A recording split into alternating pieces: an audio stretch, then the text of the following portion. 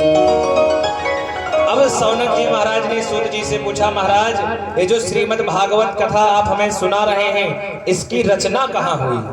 ये जो श्रीमद् भागवत हम लोग सुन रहे हैं, इसकी रचना कहाँ पर हुई? कहाँ पर इस भागवत को लिखा? किसने लिखा और कैसे लिखा? कृपा करके बताइए। सौनक जी महाराज ने जब इस प्रकार से प्रश्न को पूछा कि भागवत की रचना कब, किसने और कैसे करी, तो श्री सूत जी महाराज कहते हैं कि द्वापरे समनुप्राप्ते तृतीये युग पर्यये जातः पाराशराद्योगी वसिव्यां कलया हरे। बोले महाराज द्वापर के अंत में एक महर्षि हुई। इन महर्षि का क्या नाम था? बोले जाता पाराशरोद्योगी। ये थे व्यास जी महाराज। ये पराशर जी के पुत्र हैं, शक्ति ऋषि के प्रपौत्र हैं, पौत्र हैं, और शक्ति ऋषि के पौत्र हैं और वशिष्ठ जी के प्रपौत्र हैं। इनका जब जन्म हुआ तो ये थे भगवान के कलावतार, त्रिकाल दृष्टा थे। व्यास जी महाराज भूत भविष्य वर्तमान तीनों को जानते थे। तो इन्होंने जब भविष्य पर दृष्टिपात करके देखा तो उस समय कलयुग आ गया था, और जब कलयुग को देखा कि ऐसे ऐसे प्राणी कितना प्रकार के, नाना प्रकार के जो है पापाचार दुष्टाचार कर रहे हैं, जब देखा कि इतने पतित लोग जब कलयुग में हो गए तो उन्हें चिंता हो गई कि भाई इन लोगों का कल्याण कैसे होगा। कलयुग के इतने कलुषित प्राणी जो पूजा पाठ में थोड़ी सी भी उनकी इच्छा नहीं रहेगी, संतों का अनादर करेंगे, ब्राह्मणों का अनादर करेंगे और धर्मशास्त्र को नहीं मानेंगे, इतने प्रकार के जब पापाचार को देखा, व्यास जी तुरंत व्याकुल हो उठे कि ऐसे लोगों का कल्याण कैसे होगा। जब व्यक्ति हनुमान चालीसा नहीं पढ़ना चाह रहा है, वो वेद कैसे पढ़ पाएगा?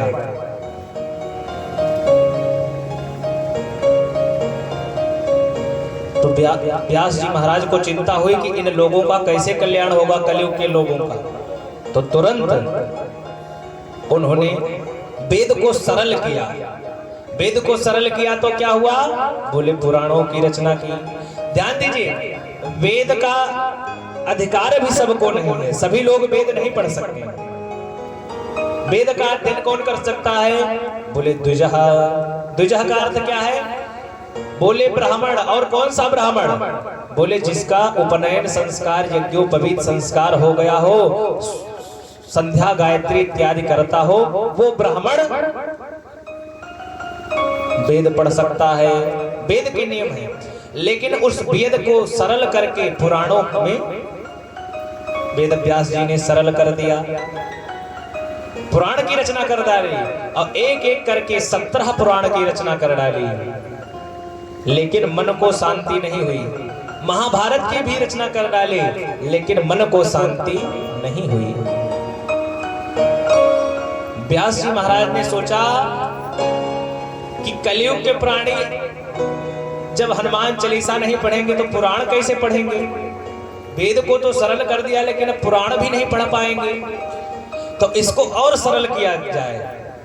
यही सोच रहे थे कि अचानक वहां नारद जी आ पहुंचे, बीड़ा पर गान करते हुए भगवान के नामों का। जय जय नारायण नारायण नारायण, श्रीमन नारायण नारायण नारायण, जय जय नारायण नारायण नारायण, श्रीमन नारायण नारायण नारायण, जय जय नारायण नारायण नारायण, श्रीमन नारायण नारायण नारायण, जय जय नारायण नारायण नारायण।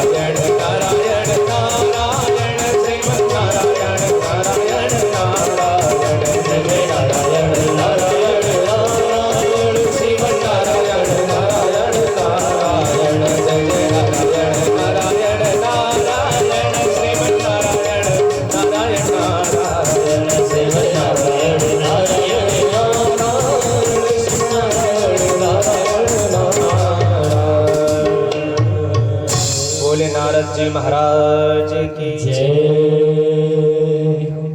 बीणा पर भगवान के नामों का स्मरण करते हुए नारद जी महाराज प्रकट हो गए और व्यास जी के सामने नारद जी महाराज प्रकट हुए तो खूब सुंदर नारद जी का पूजन करते हैं व्यास जी महाराज। कहते हैं पूजयामास विधवन, विधि पूर्वक नारद जी का पूजन करते हैं और जब पूजन करके नारद जी को उचित आसन पर बैठाते हैं तो नारद जी व्यास जी से कहने लगे कि पाराशर्य महाभाग भवतः कच्चिदात्मना परितुष्यते शरीरात्मा मानस एव च। बोले हे व्यास जी महाराज, आप दुखी लग रहे हैं, आपकी नित्य क्रिया में नित्य कर्म में कोई बाधा तो नहीं आ रही है, दिनचर्या आपकी उचित चल रही है। जब नारद जी ने पूछा तो व्यास जी ने कहा कि हमने 17 पुराण की रचना की है लेकिन अभी मेरे हृदय को शांति नहीं मिली, तो कृपा करके बताइए कि हमारे हृदय को कैसे शांति मिलेगी, इन कलुषित प्राणियों के लिए क्या किया जाए, जो कलयुग के प्राणी होंगे इनके कल्याण के लिए क्या किया जाए। तो नारद जी महाराज ने कहा, नारद जी ने कहा कि आपके ग्रंथों में, आपके जो पुराण ग्रंथ हैं इसमें विद्वता तो बहुत भरी हुई है, लेकिन भगवान की रसा स्वादन, जो भगवान की जो रसमयी कथा है उसको आपने किसी में नहीं लिखा है, इसलिए उतना आनंद नहीं आ रहा है। तो भगवान की लीलाओं का रस उसमें डालिए, जो भगवान ने दिव्य लीला रची है उसका भी रस डालिए। तो इसलिए कहते हैं व्यास जी आपने बहुत कुछ लिखा है, अब बहुत विद्वता वाली चीज लिखी है। आपने कहीं कहीं कामना परक यज्ञों में हिंसा की बात कही है। पहले क्या होता था, यज्ञ में बलि कर दी जाती थी, जब यज्ञ होती थी तब किसी पशु की बलि कर देते थे। क्यों करते थे, नारद जी महाराज वही बता रहे हैं।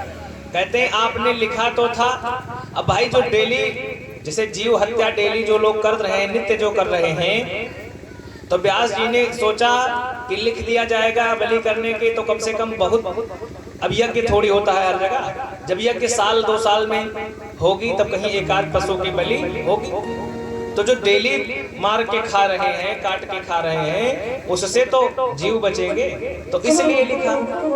लेकिन अब उसी को लोगों ने धर्म बता दिया, उसी को अब लोग नित्य क्रिया करने लगे। तो नारद जी यही समझा रहे हैं कि जैसे एक उदाहरण देकर के समझाते हैं। कहते हैं एक व्यक्ति था जो बीड़ी बहुत पीता था, बीड़ी उसकी छूटती नहीं थी, हमेशा बीड़ी पीता था। उसके घर वाले समझाए भाई, लेकिन वह बीड़ी उसकी छूटती नहीं थी। वह खुद छोड़ना चाहता था लेकिन छोड़ नहीं पाता था, बीड़ी छोड़ना चाहता था लेकिन छोड़ नहीं पा रहा था। तो किसी ने कहा कि गुरुजी के यहाँ जाओ, उनके आश्रम में रहो, और हो सकता है गुरुजी रोकेंगे तो आपकी बीड़ी छूट जाए।